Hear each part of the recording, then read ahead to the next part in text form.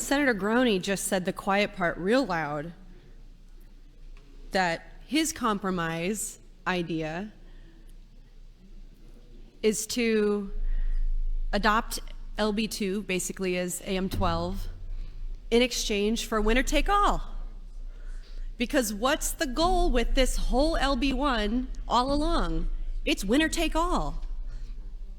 It's to move Douglas County into a more Republican population and hurt the chance that the voters of that county are going to get to have their say in the Electoral College.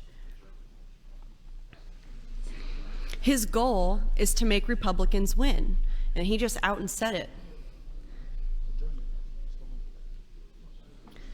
If the blue dot is so stupid, if it's such a stupid little blue dot, why are you so wrapped around the axle about it?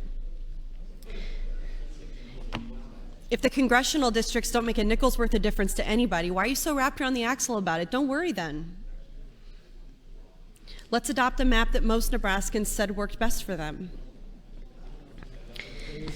I appreciated so much the point Senator Wayne made about the Ho-Chunk Reservation in Thurston County.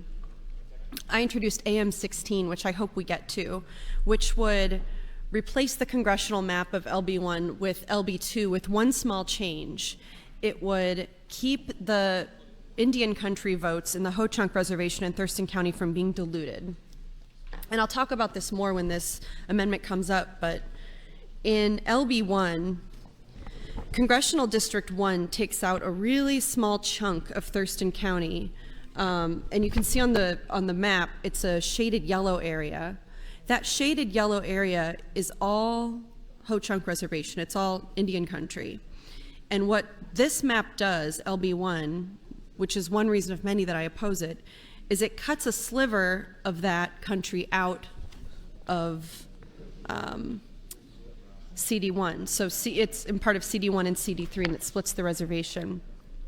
I introduced a map that will keep that reservation whole altogether, and it brings in a deviation of negative 0.39%, and puts CD3 to 0.39% and keeps LD, or CD, sorry, not LD, CD2 at 0%. So that's something I would like to talk about when we get down the way a little bit. I'm curious about how much of this redistricting process was done with input from our Native American community. How much consultation was done with the 4 tribes that we have in this state?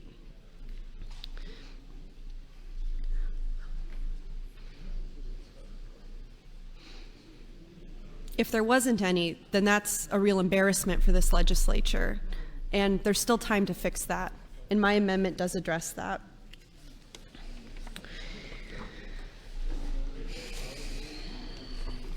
Another thing that I've heard so much from other, breaking news.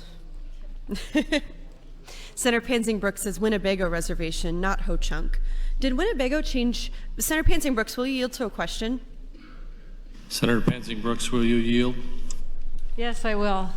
1 minute. Did the Winnebago tribe change their name to Ho-Chunk? No, they did not. Ho-Chunk is the economic development group that's tied to Lance Morgan, but part of the Winnebago. Okay, thank you for the clarification. Thank you. Then that's what I meant to say, and I apologize for not saying that correctly.